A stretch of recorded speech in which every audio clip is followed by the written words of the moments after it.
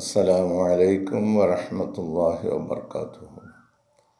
അഷ്ഹദു അൻ ലാ ഇലാഹ ഇല്ലല്ലാഹു വഹ്ദഹു ലാ ശരീക ലഹു വഅഷ്ഹദു അന്ന മുഹമ്മദൻ അബ്ദുഹു വറസൂലുഹു. അമ്മാ ബഅദ് ഫഅഊദു ബില്ലാഹി മിനശ് ശൈത്വാനിർ റജീം. ബിസ്മില്ലാഹിർ റഹ്മാനിർ റഹീം. അൽഹംദുലില്ലാഹി റബ്ബിൽ ആലമീൻ അർറഹ്മാനിർ റഹീം മാലികി യൗമിദ്ദീൻ. ഇയ്യാക നഅ്ബുദു വഇയ്യാക നസ്തഈൻ. ഇഹ്ദിനസ് സിറാത്തൽ മുസ്തഖീം സിറാത്തൽ ലദീന അൻഅംത അലൈഹിം ഗൈറിൽ മഗ്ദൂബി അലൈഹിം വലദ്ദാല്ലീൻ. പ്രിയമുള്ള സഹോദരങ്ങളെ, സൂറത്തുൻ നിസായിലെ 24-ാമത്തെ വചനത്തിൻ്റെ കുറേ ഭാഗമാണ് നമ്മൾ ഇന്നലെ വരെ നോക്കിയത്. അതിൽ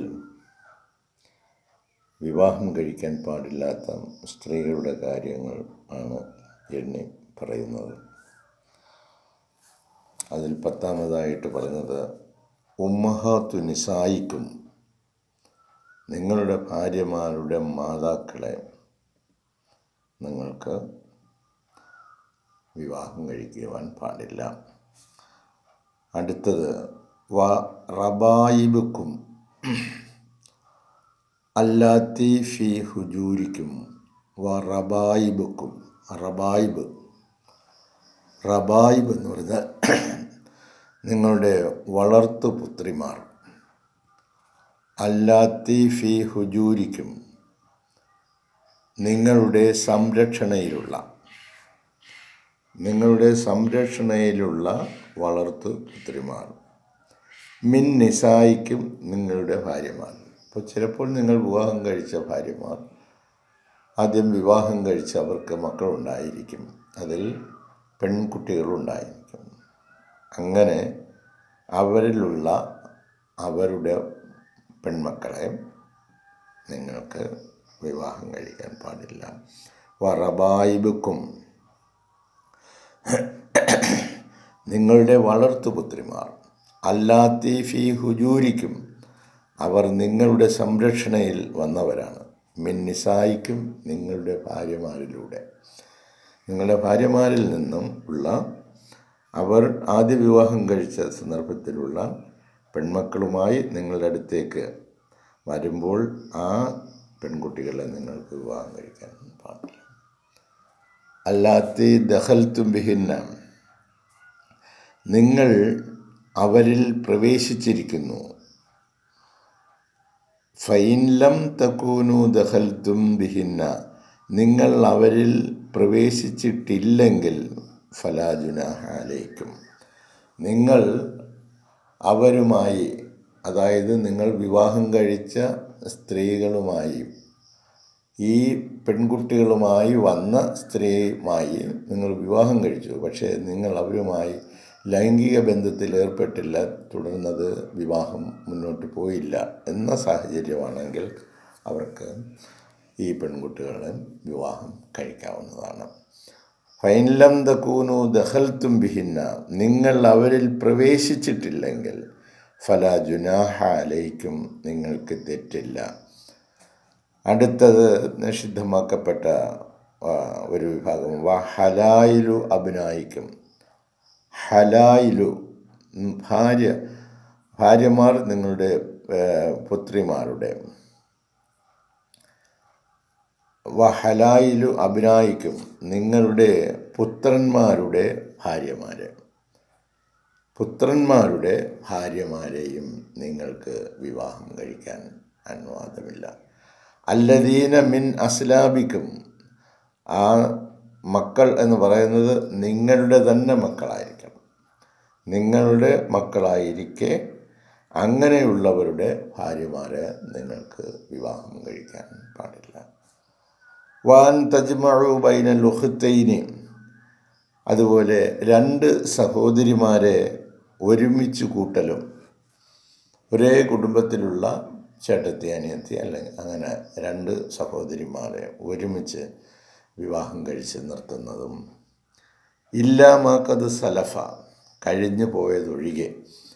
സംഭവിച്ച കാര്യങ്ങൾ അങ്ങനെ ഒരേ കുടുംബത്തിലുള്ള രണ്ട് സ്ത്രീകളെ വിവാഹം കഴിച്ച സംഭവങ്ങൾ ഉണ്ടായിട്ടുണ്ട്.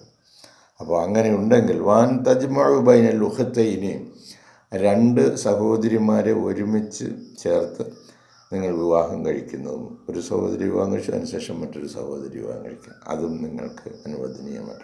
ഇല്ലാമാക്കത് സലഫ, കഴിഞ്ഞു പോയതൊഴികെ.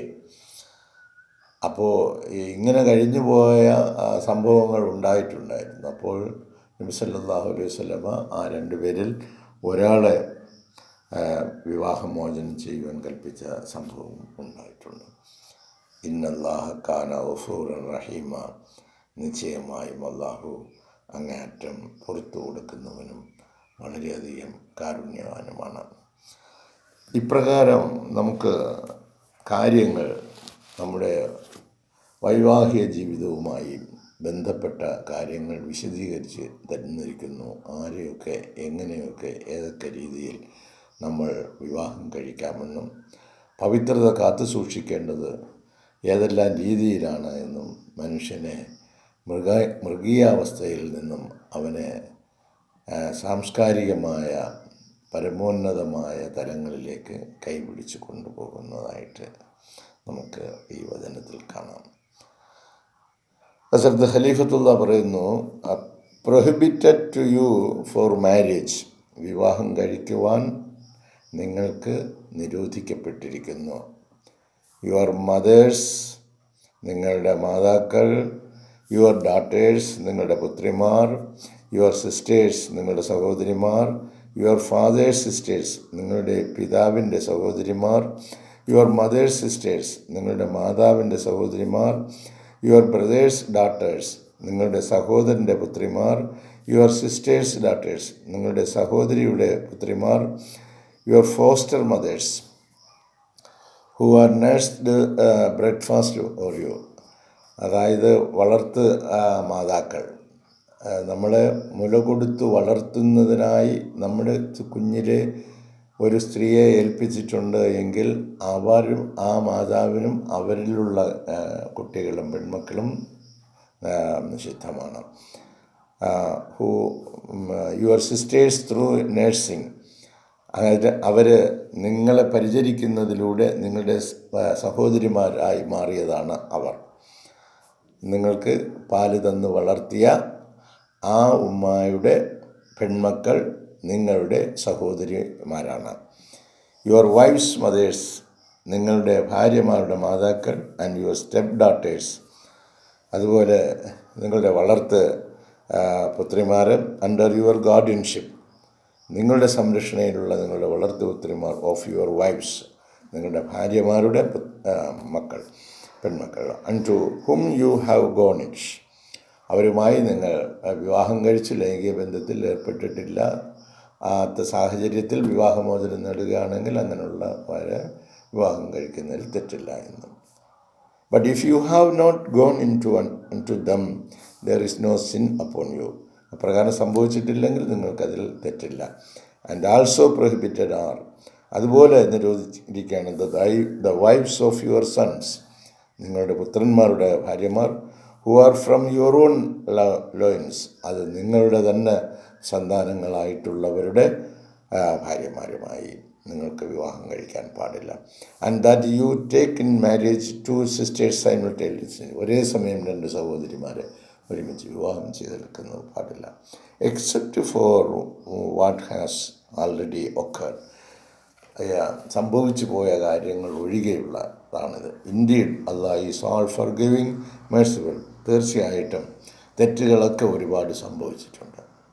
അത് അല്ലാഹു തആല അങ്ങേയറ്റം പുറത്തു കൊടുക്കുന്നതാണ്. നിങ്ങൾ പാപമോചനത്തിനായി അർത്ഥിക്കുകയും അതുപോലെ അവൻ്റെ കാരുണ്യവർഷത്തിനായി അവനോട് യാചിക്കുകയും ചെയ്യുക.